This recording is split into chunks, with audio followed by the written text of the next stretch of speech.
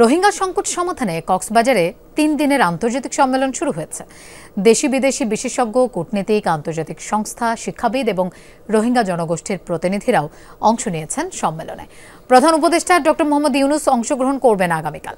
ইনানীতে hotel বেওয়াচ মিলনায়তনে অংশীজনদের নিয়ে এই সংলাপের আয়োজন করেছে রোহিঙ্গা বিষয়ক হাই রিপ্রেজেন্টেটিভের দফতর ও পররাষ্ট্র মন্ত্রণালয়।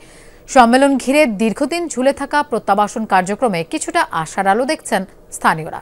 মিয়ানমারের রাখাইনে সামরিক জান্তার নির্যাতন থেকে প্রাণে বাঁচতে পালিয়ে বাংলাদেশে আশ্রয় নেন 12 লাখেরও বেশি রোহিঙ্গা। 26 আগস্ট রোহিঙ্গা শিবির পরিদর্শন করবেন অতিথিরা।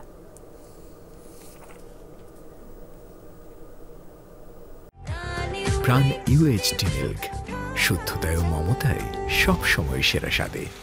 এ বিষয়ে আরো জানবো। কক্সবাজার থেকে আমাদের সাথে যোগ দিচ্ছেন সহকর্মী রিয়াজ রায়হান। রিয়াজ, সম্মেলনের বিস্তারিত একটু জানতে চাই। প্রথম অধিবেশনে কি কি বিষয় থাকছে? সম্মেলনটি ঠিক 5 থেকে 10 মিনিট আগে শুরু হয়েছে। আমরা যদিও শুরু হওয়ার কথা ছিল বিকেল 4টা বাজে, তবে সেটি কিছু অনাকাঙ্ক্ষিত বা কিছু কারণে দেরি হয়েছে।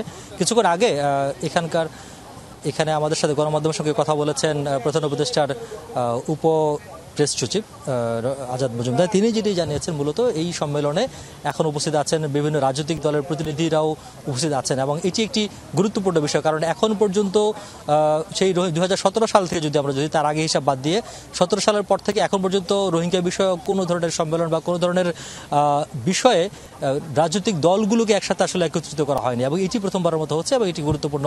কারণ সবার মতামতের ভিত্তিতে তাদেরকে কিভাবে প্রত্যাবাসন করা হবে, মিয়ানমারে কিভাবে ফেরত পাঠানো হবে, সেটি একটি আউটকাম বা সেটি একটি আলোচনা এখানে হতে পারে। পাশাপাশি রোহিঙ্গারা আসছেন, তারা কিভাবে যেতে চান, আবার তাদের যে মানবিক সহায়তার বিষয়টি রয়েছে, তাদের যে বিচারগুলো চলমান রয়েছে আন্তর্জাতিক অপরাধ আদালতে, সেগুলোর কিভাবে মীমাংসা হবে, পাশাপাশি জাতিসংঘ কি ভূমিকা পালন করতে পারে এবং প্রতিবেশী দেশগুলো কি ভূমিকা পালন করতে পারে, এই বিষয়ে সেটি একটা বিষয় রয়েছে। সবকিছু মিলিয়ে ধারণা করা হচ্ছে আগামী 30 সেপ্টেম্বর যে জাতিসংঘের উচ্চতর যে অধিবেশনটি অনুষ্ঠিত হবে রোহিঙ্গা বিষয়ক, সেটির একটি ড্রেস রিহার্সাল হিসেবে এই সম্মেলনকে বিবেচনা করা হচ্ছে এবং এখান থেকে যেসব উপাদানগুলো পাওয়া যাবে বা এখান থেকে যেসব আলোচনার সামারিগুলো পাওয়া যাবে, সেগুলি মূলত সেখানে আলোচনা হবে এবং তারপরে কাতারের দোহায় যেটি আরেকটি সম্মেলন হওয়ার কথা রয়েছে, সেখানে সেটি উপস্থাপিত হবে।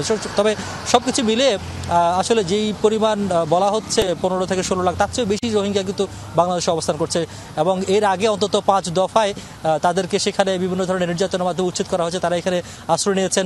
অন্তত 3 বার তাদেরকে প্রত্যাবাসন করা হয়েছিল, কিন্তু সেই প্রত্যাবাসন শেষ পর্যন্ত টেকেনি এবং অর্থাৎ টেকসই হয়নি। তারা আবারও নির্যাতনে ফিরে আসছে। সুতরাং এইটি কিভাবে টেকসই করা যায় বা টেকসই কিভাবে একটি সমাধান করা যায়, সেটির জন্য মূলত আন্তর্জাতিক সম্প্রদায়কে নিয়ে বাংলাদেশ বসেছে এই কক্সবাজারে।